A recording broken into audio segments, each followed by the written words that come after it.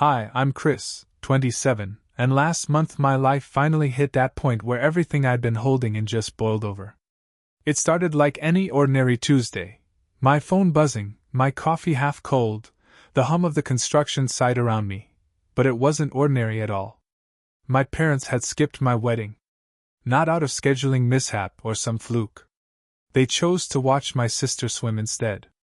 And not just any swim meet, the big one they'd hyped for months. I've always known my family had favorites. Emily, my younger sister, has always been treated like she was made of gold. Mom, Rebecca, lives to celebrate every little stroke she makes in the water, every medal, every new personal best. Dad, Edward, follows along quietly, letting Mom dictate the applause and the disappointment. And then there's Grandpa Albert, the one adult in my life who consistently acted like I mattered too. He's been my steady, unwavering presence, the counterweight to years of favoritism that slowly chipped away at me. Even as a kid, it was obvious. Middle school science fair? They showed up for 5 minutes, took a single photo, then left early because Emily had practice across town. Academic awards night in high school? Ignored entirely for a swim meet. College? I worked insane hours, paid my own way with loans and part-time jobs because the education fund they promised had been quietly redirected to Emily. Her first car, her apartment deposit near the swim center, later her private swim coach. It was a slow, constant pattern. Her needs came first, mine were background noise. I didn't dwell on it constantly. Humor helped, and honestly, I didn't want to waste energy on what I couldn't change. I built my own life. I became a civil engineer, worked hard, built something real without the flashy applause or staged photos my family preferred. Met Ashley in college, a grounding presence who never tried to fix my family for me, just let me navigate my own path. And with Albert in my corner, I had a lifeline, someone who saw me for who I was, not who I wasn't in comparison to Emily. But the day my wedding photos went online, everything blew up. I hadn't invited my parents with the expectation that they'd come. After all, they'd already picked a lane and it wasn't mine, but posting the pictures set off a chain reaction that I could never have predicted.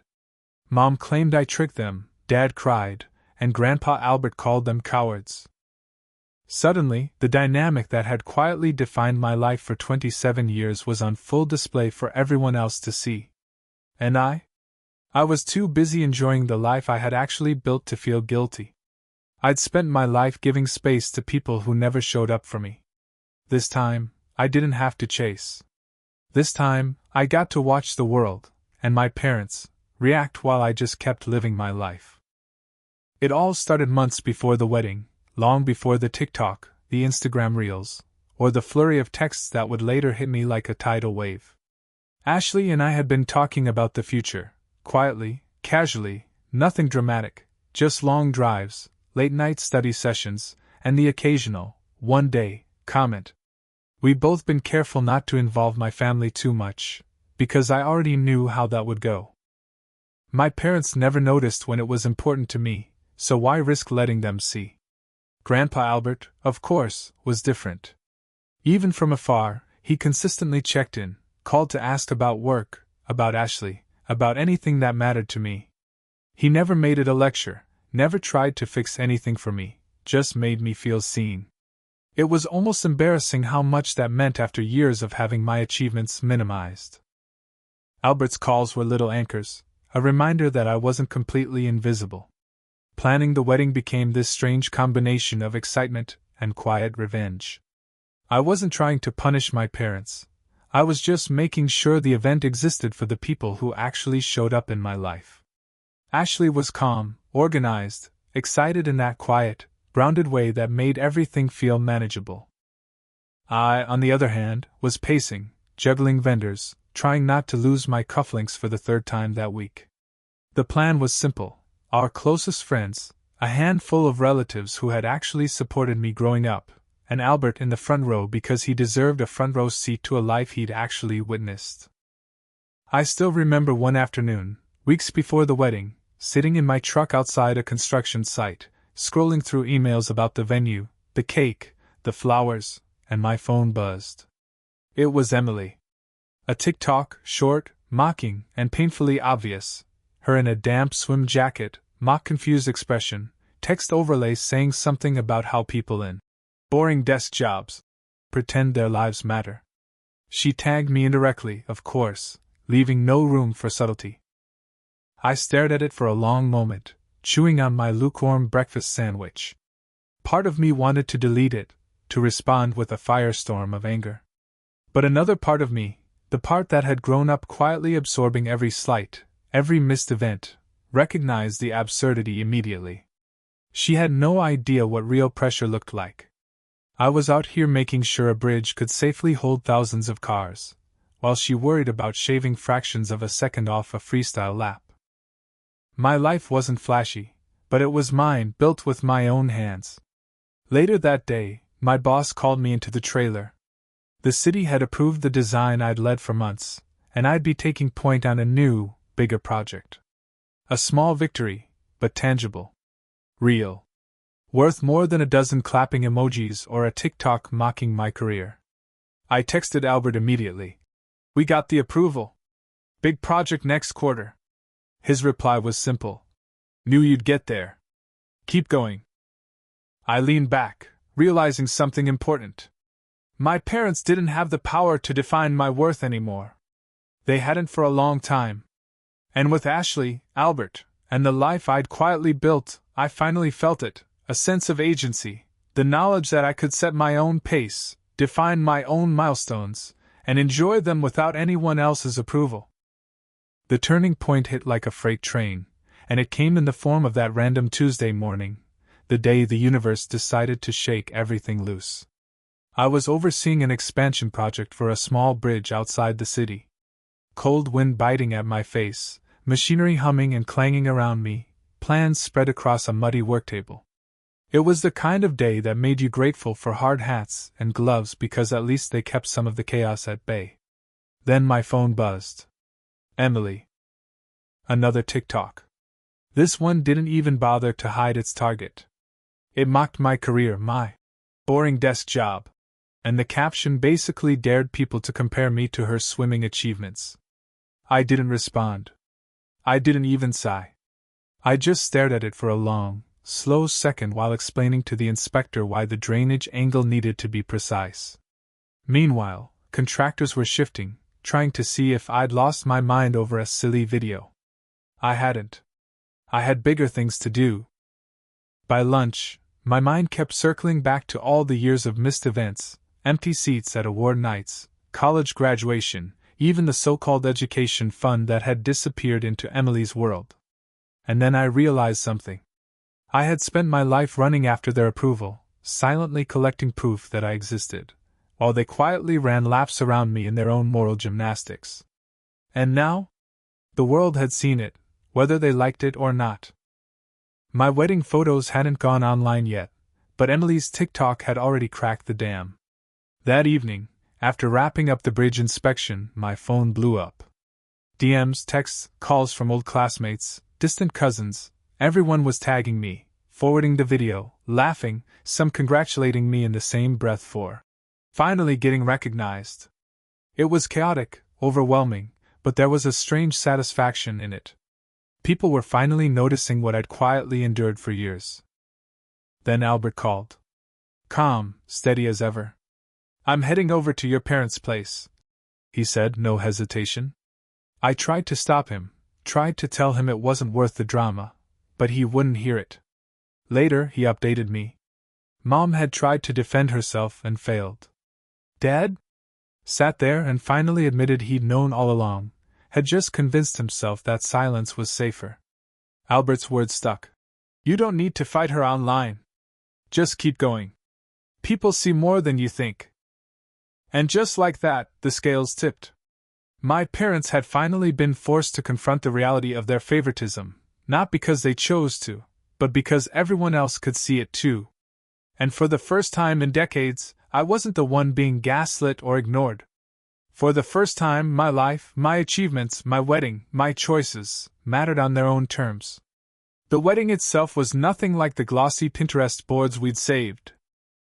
Nothing lined up perfectly, Nothing went exactly as planned, but somehow, that chaos made it perfect. I woke up that morning already behind schedule, cufflinks missing, the aisle runner commandeered by a hyperactive nephew, Bluetooth speakers refusing to cooperate. Every little disaster was a reminder that this day wasn't for anyone else, it was ours. Grandpa Albert arrived early, of course. He critiqued the parking like it was a crime scene, fixed my tie in 3 seconds, and pulled out a small pin that belonged to my grandmother. "She would have liked today," he said, voice steady, warm. "And she'd be proud of you." I nodded, a lump in my throat. Albert had always been there, quietly supporting me when no one else would, and today, he was front and center. Ashley walked down the makeshift aisle like a force of calm amidst the madness. Her dress kept slipping, the wind tossed her hair around, and yet, she radiated excitement and joy. Our vows were simple, full of stumbles, laughs, and honest emotion. No rehearsed lines, no staged perfection. People laughed at the wrong moments, we fumbled a few words, but it felt human, real, ours. Albert's steady gaze never left me, and that alone made every chaotic detail fade into insignificance. As the ceremony wrapped, photos began, but it wasn't about getting the perfect shot. Kids wandered off, the wind messed with hair and decorations, and somehow, the images captured the kind of happiness that money and planning could never buy. Friends and relatives who actually cared about me surrounded us. No one was there out of obligation, no one was pretending, they were there for us, in the moment, fully present. Then came the messages. Edward texted first, vague, clipped. "Won't make it. Meet change times. Hope everything goes well." Rebecca followed with a similar message, talking about Emily's swim meet, as if the event I'd been planning for months didn't even exist. I handed my phone to a friend and said, "Just keep this away from me today." That was the exact distance I needed, the boundary I'd learned over years of favoritism. Later, the fallout hit online. Aunt posts, cousin reels, people from our town seeing what had happened. The narrative spun itself. My parents had chosen Emily over me, the ignored older brother. And this time, the public I mirrored what I had felt for years. The world saw the favoritism, and for once, I wasn't invisible. The messages started pouring in, one after another, and it was like opening a floodgate. "Rebecca. How could you do this? You tricked us." "Edward?" Silent at first, then scrambling. "Emily?" A mix of anger and accusations, blaming me for ruining her biggest meet of the season, and insisting Ashley was manipulating me. Every text, every comment, every forwarded screenshot reinforced what I already knew. The world now knew the truth my parents had spent decades hiding, and they were not happy about it. I didn't reply. I didn't argue. I didn't explain. That was the whole point.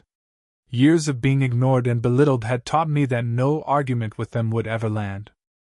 And just as I closed my phone and leaned back, it rang. Grandpa Albert.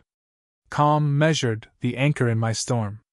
"I'm heading over to your parents' place," he said again. "Don't worry about a thing. I've got this." He called me later with the report. Mom had tried to defend herself but got nowhere. Dad admitted the truth. He had known, had chosen silence over conflict. Albert said it out loud for the first time. "You've been ignored for years, and it wasn't because you weren't worth seeing, it was because they chose not to." I felt something shift inside me. It wasn't vindication, it was clarity. For the first time, the hierarchy that had defined my family for decades was visible, and I wasn't the one losing in that hierarchy anymore. Albert's involvement was quiet but seismic. He confronted them calmly, pointedly, forcing Edward to see his complicity and Rebecca to confront her own obsession with Emily's achievements. For the first time, I didn't have to explain myself, defend myself, or beg for recognition. Someone else had done it for me. And the best part? It wasn't about shame, it was about accountability. That evening, I sat with Ashley, reflecting. We didn't talk about my parents' texts or Emily's anger. Instead, we reveled in the fact that our day, our marriage, had happened on our terms. No one had the power to overshadow it.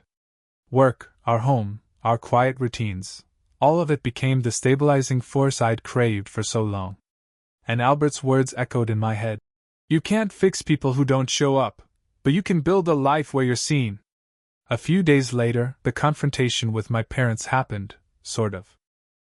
I agreed to meet Rebecca and Edward at a diner just outside of town, neutral ground, no history, no emotionally charged walls. Ashley came with me, not to speak for me, just to sit beside me, a steadying presence. When we walked in, my parents were already there. Rebecca looked like she was bracing for battle, eyes glassy, shifting between defensiveness and guilt. Edward looked tired in a way I'd never seen before, worn, weighed down, finally human rather than a bystander to Mom's relentless favoritism. Edward started first. He admitted everything. I knew it wasn't fair, he said, voice low. I avoided conflict. I thought you'd be okay because you were steady, responsible. That was wrong. I'm wrong. I'm in counseling now. I want to fix this, slowly, properly.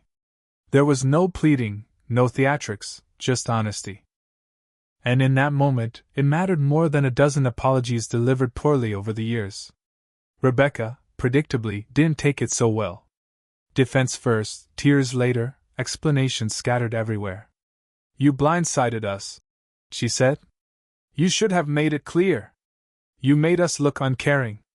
Every word, a reminder of her inability to see the pattern she created. I stayed calm. I didn't argue. I didn't try to force recognition.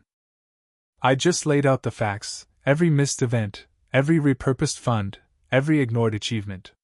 Slowly, deliberately, without emotion. Just the truth. By the time I finished, Rebecca had gone quiet. Edward sat stunned, finally realizing the full scope of what he had enabled by staying silent. I told them where I stood. I could rebuild something with Dad, slowly. If actions matched words. But with Mom, I needed distance. She needed to work on herself, not me. That statement hung in the air, heavy but necessary. No shouting, no drama, just boundaries drawn in ink that couldn't be erased. The meeting ended quietly. No hugs, no forced reconciliations, just acknowledgement. And for the first time in decades, I felt a lightness I hadn't expected, a sense that, for once, I wasn't chasing someone who had never chased me back. Albert, of course, called afterward. His praise was quiet, measured. You did right by standing firm. That is how you keep your sanity. And for once, I believed him. Emily reached out next. At first, it was just texts, hesitant, trying to measure the distance, testing if I'd respond with anger or blame. I didn't. I didn't feel the fire. And a few weeks later, she showed up at our door, hesitant, arms wrapped around herself, eyes red like she'd been crying. Grandpa Albert, ever the mediator, quietly told me to let her in. She stepped inside like she was expecting a fight, pacing slightly, rubbing her palms together. And then she broke. Not dramatically, not with tears streaming uncontrollably at first, but with honesty. She admitted she had been awful, that Mom had been awful, and that she had never really seen how much the favoritism had hurt me. She talked about the wedding fallout, how seeing people call her selfish had finally made her realize what she had done. She wasn't asking for instant forgiveness or pretending everything could reset in a week, she was just telling the truth. I forgave her. Not blindly, not in a way that erased the years, but simply, quietly. I was done carrying the anger. She nodded, wiped her face, and thanked me. The conversation ended in calm, the kind of calm I hadn't experienced with her since middle school. Albert, sitting nearby, leaned back in his chair and said, "Good. That needed to happen." Coming from him, that felt like a standing ovation. That evening, Ashley and I took Albert for a slow walk around the neighborhood. Mild air, soft sunset glow, and Albert's voice cutting through the quiet. "You did right by saying your line," he said. "You did right by standing firm. You can't fix people who do not show up." Those words hit harder than any wedding speech or approval from my parents ever could. Ashley squeezed my hand lightly, and I realized something I hadn't in years. I was finally free to breathe, free to build my life on my own terms, without constantly checking if anyone else would approve. In the months that followed, life settled into a rhythm that finally felt like mine. Work picked up in a meaningful way, a new, larger project that demanded focus, creativity, and leadership. I thrived. Every day I showed up, solved problems, and saw tangible results. No applause required. Ashley and I built our homes slowly, lovingly, arguing over paint colors, rearranging shelves, laughing at minor disasters, and celebrating small victories. Our life was quiet but satisfying, built piece by piece on effort, trust, and shared goals. Edward continued sending small repayments from the old education fund, each envelope containing a note. "Still working on making things right."